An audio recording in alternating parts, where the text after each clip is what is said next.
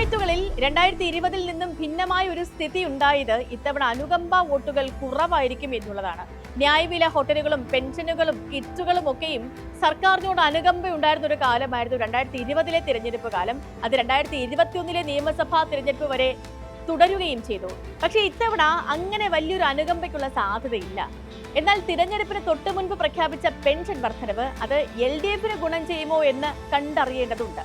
2 വർഷം മുൻപുള്ള ഒരു സ്ഥിതിയല്ല ഇപ്പോൾ. 5 മാസത്തെ വരെ പെൻഷൻ കുടിശ്ശികയുണ്ടായി ജനങ്ങൾ ക്ഷമ നശിച്ച ഒരു കാലമായിരുന്നു അത്. ലോക്സഭാ തിരഞ്ഞെടുപ്പിലൊക്കെ ആ ദേഷ്യം കൂടി പ്രതിഫലിച്ചിരുന്നു. ഈ മാസത്തെ പെൻഷൻ എല്ലാവരുടെയും കൈകളിലും എത്തുന്നതോടെ കുടിശ്ശിക തീരും. മാത്രവുമല്ല, കൂടിയ തുകയ്ക്കുള്ള പെൻഷനും കിട്ടും. അതുകൊണ്ട് മാത്രം ജനവികാരം അനുകൂലമാകണമെന്നുമില്ല. എങ്കിലും 10 വർഷത്തെ LDF ഭരണം വിരുദ്ധ വികാരം ഉണ്ടാക്കിയിട്ടുണ്ടോ എന്നറിയേണ്ടതുണ്ട്. നിയമസഭാ തിരഞ്ഞെടുപ്പിന് മുൻപ് അതറിയാനുള്ള മാർഗമാണ് ഈ തദ്ദേശ സ്വയംഭരണ തിരഞ്ഞെടുപ്പ്.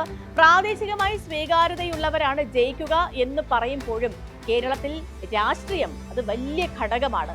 ഇത്രയേറെ രാഷ്ട്രീയ വിഷയങ്ങളുള്ള മധ്യത്തിൽ നടക്കുന്ന തിരഞ്ഞെടുപ്പായതിനാൽ നിർബന്ധമായും അത് പ്രതിഫലിക്കുകയും ചെയ്യും. നിയമസഭാ തിരഞ്ഞെടുപ്പിൽ സ്വീകരിക്കേണ്ട തന്ത്രങ്ങൾ എന്തൊക്കെയാണെന്ന് പാർട്ടികളെ ബോധ്യപ്പെടുത്തുന്നതാകും ഇത്തവണത്തെ പഞ്ചായത്ത് തിരഞ്ഞെടുപ്പ്.